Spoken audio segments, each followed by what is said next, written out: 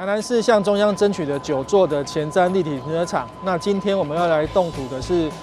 东区的停一万，在监理站旁边这个停车场是第9座，也就是最后一座我们要来动土的停车场。那这座也是量体最大的停车场。其实我们这里也等于是东区的蛋黄区啦。那因为我们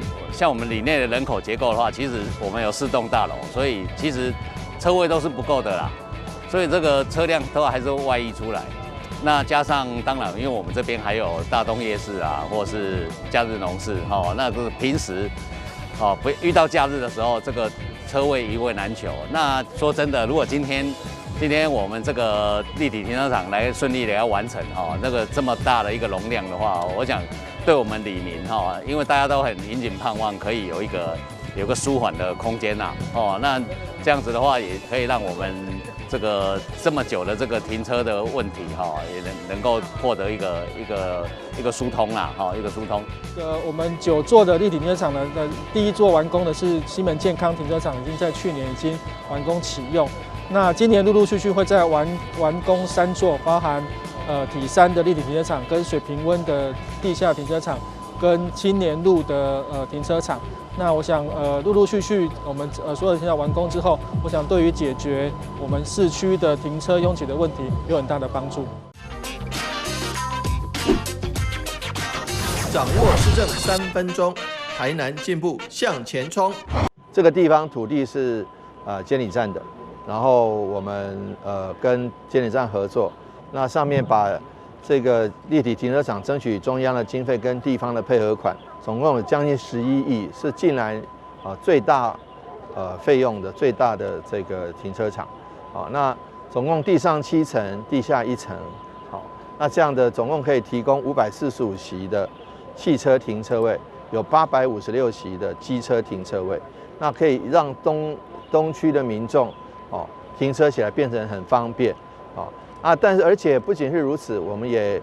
把台南市的东区的图书馆可以迁移到这边来，那还有许多设施都是值得大家去来使用的。我相信在这个黄金地段、精华地段、蛋黄区来新建一个民众所需要的一个公共设施，我们觉得其实是非常好的。所以不管图书馆、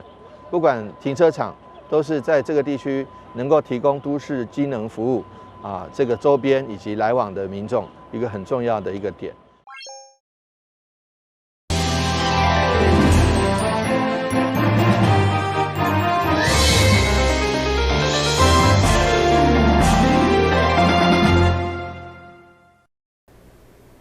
大家好，我是陈碧纯，欢迎收看3月22号礼拜3的中嘉台南地方新闻。台南都会区北外环道路第4期工程坏看咸水溪，用高架桥的方式经过中华路的路面，因为两边的住户有意见，经过立委陈椒华协调，目前暂缓设计作业，上午进行施工单位甲民众协调，因为自救会坚持意见。营建署表示，会用上小影响来施作。北外环自救会成员针对第4期的工程去得掠弯，无按照咸水溪北岸来兴建，而横跨咸水溪以高架来行经中华路的路面，影响到当地居民的权益。经过向立委陈椒华来订正，内政部营建署嘛已经暂缓设计作业的定时，等待市府确定路线。并且协调民众以后，接续办理细部的设计。对此，立委服务处上午嘛邀一施工单位甲民众来协调。自救会成员强烈表达诉求。无到4.5米，讲甲你哪济啦？你有法度接受吗？你有法度大吗？你互我都挖落破产呢？这做了规排拢破产呢，而且空污有够严重呢，无到3楼悬呢。上下震动，空污下骹搁电磁波，我要互台湾省的人所有甲我感动，这敢有人记赞会条？纸一大堆就对啦，甲事实拢无同啦。恁甲看事实，富安路有15米，富安路有15米，这个爆花有15米至20米，你甲看，后壁就对啦搁会当做棒球场啦。可以当做棒球场，你甲看这个环境啦，这个环境唔做啦。甲我做中华路，离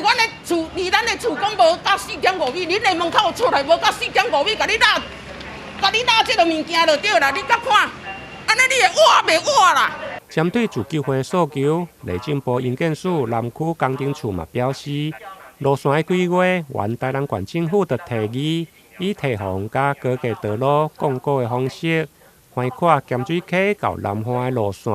并无改变。至于自救会依路，营建署嘛以详细的影响来施作。我们台南都会北外环在营建署施作在1期的部分已经在104年完工，并且通车。那3期也在去年完工和通车了。那现在我们在施工中的是2期。那今天比较有争议、有民众疑虑的地方是我们4期的部分。那4期的部分是从西顶寮大桥往西延伸到那个安平方向的大港光海桥台17线的地方。那我们现在这一段目前居民还有争议的部分，我们当然之前都有协调过，那我们也尽量跟居民沟通，那采取全县市影响最小的方式去施作。那有关居民的疑义，我们除了增设隔音墙，那维持交通施工的时候那个原有车道的数量，那不会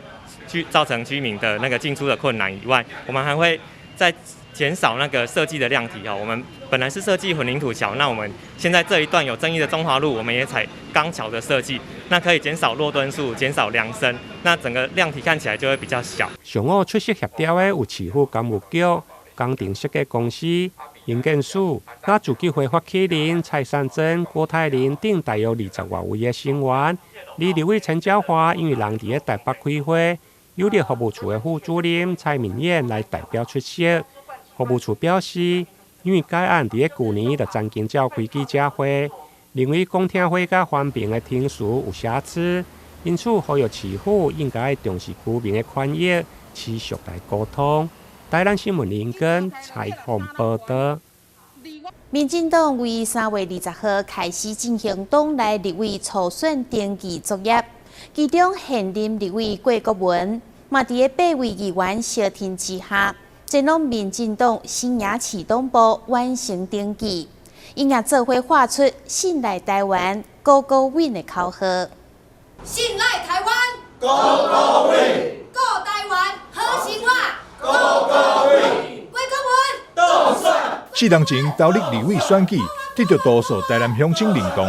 顺利当选第9届立法委员郭国文。这几冬来，伫立法院门前，一直为故乡台南争取经费努力，是有目共睹，深受民众信任。伊表示，伫这4档任期内，伊拢是以立法院的新兵、战战兢兢的心态来面对挑战。现在伊将要再次参选，也是以同款的态度来面对。国文立法院总共已经有4档持久，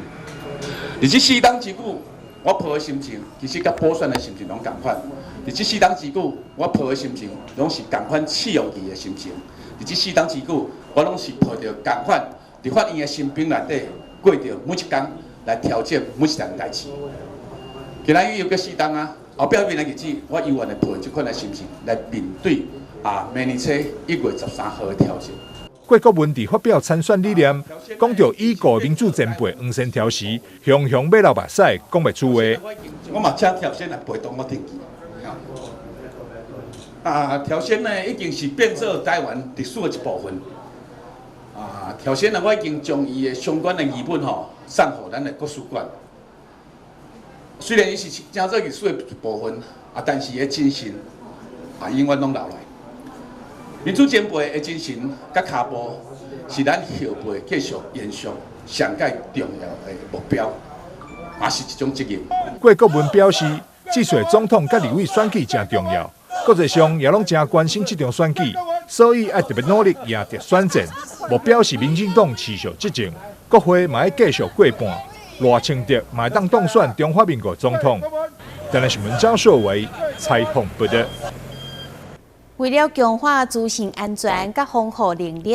台南新老病医22号甲法务部、台南调查处签署国家资通安全联防甲情资分享合作备忘录，希望透过公私协力来保护医疗资讯，莫被偷窃甲迫害。根据全球上大的网络虚拟资讯安全供应商发布2020年网络安全的报告指出，全球的网络攻击次数哪来哪增加。为了避免成为网络攻击的受害者，台南新老病院嘛特别交法务部、台南市调查处来合作，共同签署国家资通安全的联防加争取分享合作的备忘录。资讯越发达，我们的人类文明就大家很方便，可是治安问题是造成我们很大的困扰。常常我们花好多心力来做一些安全防护，那今天有调下去来协助我们，因为医疗的进步现在都是靠资讯化，尤其在疫情发生之后，很多民众没办法来到医院，就靠资讯，我们视讯也好，做诊疗都已经一次的进步，但是安全问题如何知道说对方真的是这位病人，这是我们很需要努力的地方，而且我们的资料是好多，包括我们的电脑，包括我们的一些病历，包括我们的一些X 光等等的资讯都是在我们的资料库里面。那假设有骇客进来那是会影响我们的治安。我们的健保也花好多时间在上面做治安的问题。今天有调查局来协助我们，相信各位民众一定也会放心安全我们一定放在第一。今天我们跟这个新楼医院的这一个对治安的这个协防的这个合作是在大台南地区第3所大型的医疗机构的合作。那往后我们希望这个建制呢，能有效促进双方在这个医疗的设备还有治安的联防的工作上的话，彼此能互相这个情报的情资的分享，然后让这个整个医疗的资讯的话，都能在有效的防护之下，来保障民众的医疗福祉。病院表示，配合数位转型，加上进前疫情的关系，远距医疗的资讯运用哪来哪普遍，因此加强资讯安全的防护能力。确保医疗资讯袂阁受外力的窃取或者是迫害，就相当的重要。因此，透过调查局、治安专家的合作，一方面达成全面治安的防护，另外嘛用积极预防钓鱼网站加网络侵害的事件发生。进一步透过合作，对查幕后的骇客集团。台南新闻林根采访报道。府城第二届一年一度盛会春日茶会3月20日开始，在台南文化中心举行。除了市集单位、陶艺创作、甲诗歌演唱以外，3月25日开幕式，还有翰林茶馆创办人杜忠和限量珍藏的高山乌龙，要予报名的茶友来享用。现在要小介啉茶，绝对毋是手摇的茶饮，而是享受茶香，讲究品茶时的情景甲茶色的布置，同时嘛要搭配无共口味的甜点，用力古琴的伴奏，互啉茶成为各种感官拢有的享受。以现场的茶色为例，就是以假花水月为主题，诉求流行的茶文化。主题是镜花水月，那我们就采了现在春天台南正盛开的苦楝跟樟树的花，然后用前面的黑镜，好像水流一样反射出来的花，然后让参与的人从镜子里头看到花，看到自己，看到此时此刻的自己。那我们等等泡的茶就会现在这个水上成为水中的月亮，那也是一期一会的象征。一年一度府城春日茶会，除了品茶滋味，每一档活动拢会求新求变。今年的规划市集、陶艺创作、诗歌吟唱以及旗袍舞等等，参像嘉年华同款。我们茶联为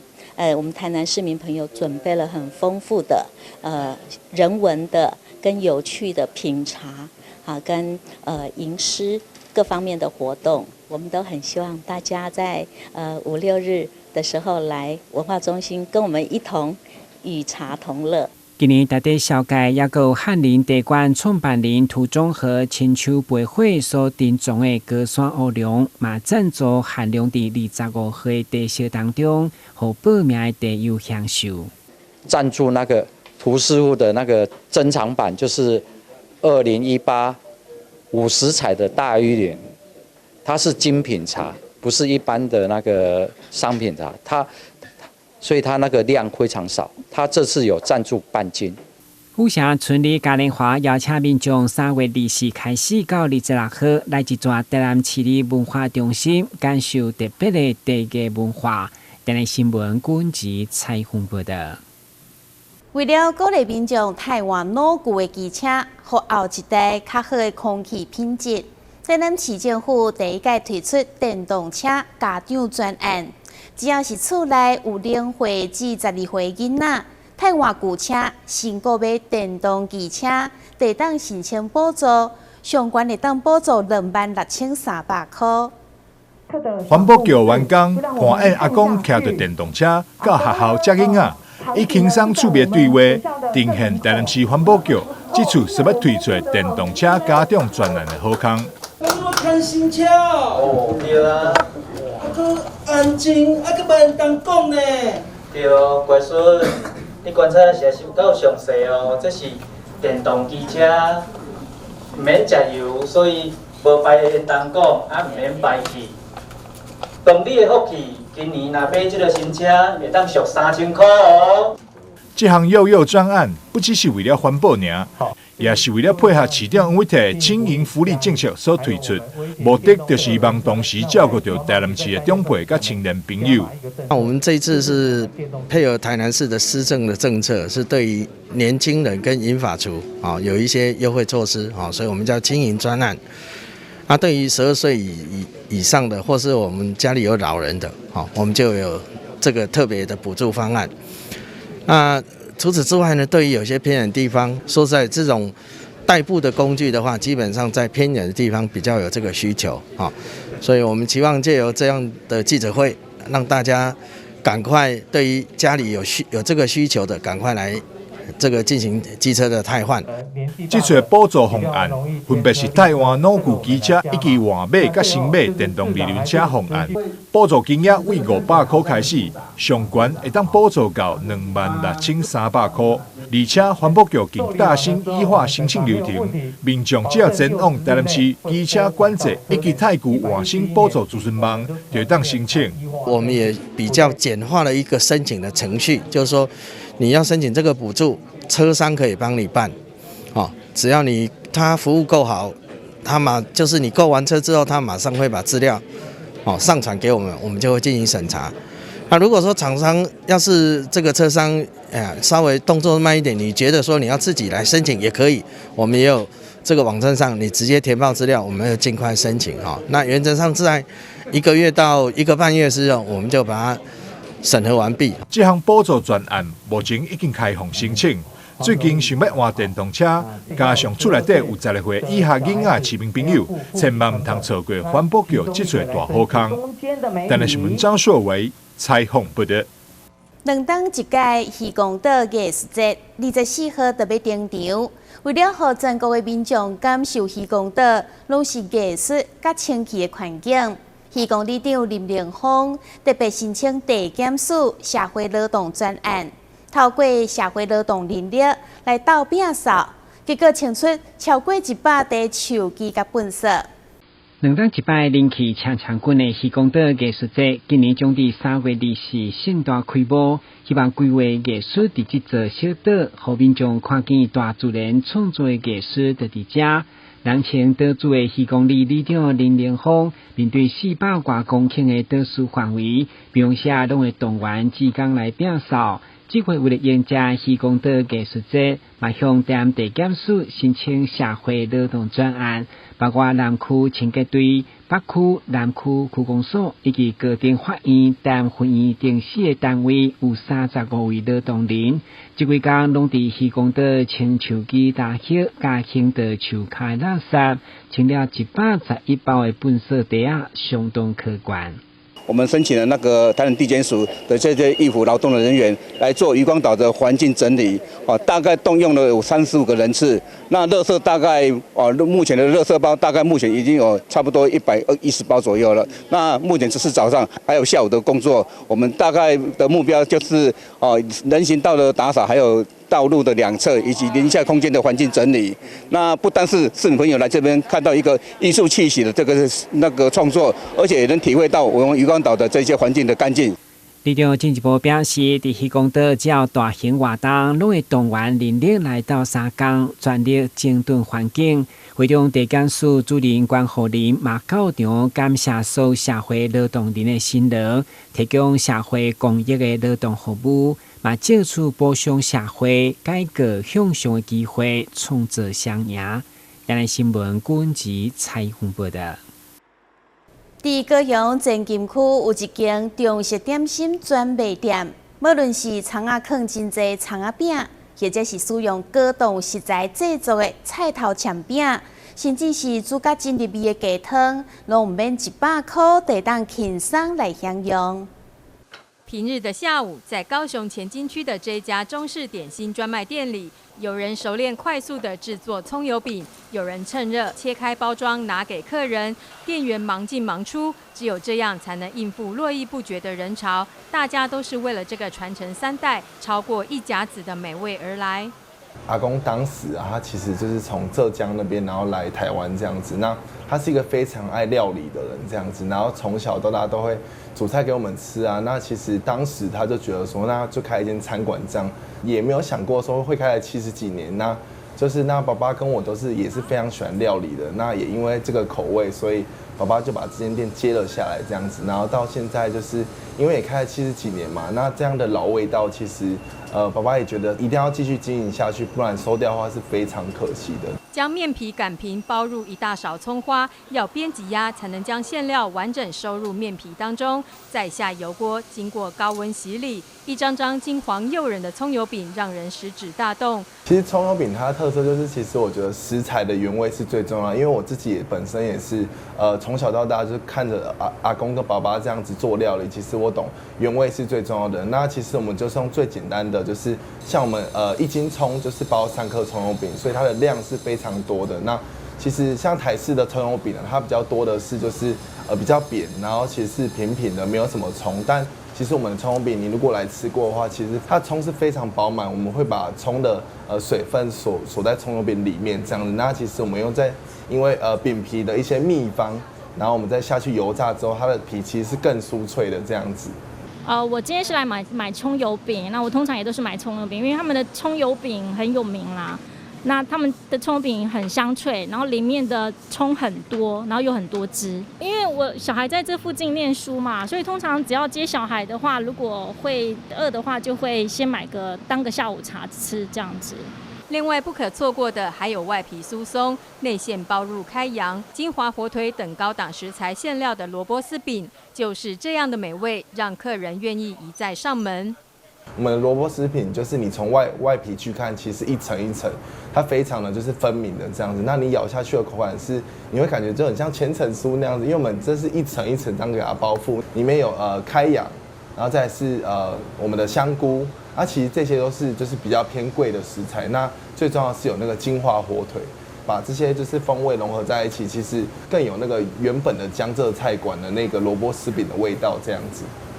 而在万物皆涨的年代，您相信这一碗有香菇、白菜，并熬煮成乳白色的鸡汤，居然只要铜板价吗？这么佛心的价格，用料却一点也不马虎。其实讲到这个鸡汤，我觉得说其实真的是很用心，因为我们每次都是每天早上就要熬一整锅的大骨，然后都是我负责熬的，所以我最有感受。那其实你看那汤的颜色，就是你们去看一般的话，我们都是用水去熬嘛，那水的话其实透明的。那你要怎么把它熬成一个，就是它是已经有接近就是那种很浓郁的颜色，那你要熬非常久，都是一整天这样才去给消费者使用。这样，那里面的内容物有就是有鸡肉、鸡腿肉，然后还有我们的香菇，香菇是特别挑过比较大颗这样子，然后还有白菜，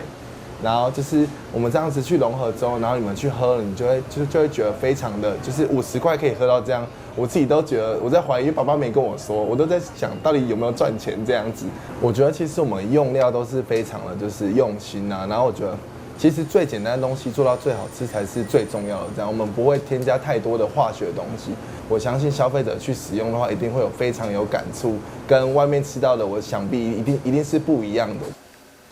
记者肖以轩、蔡怡文高雄报道。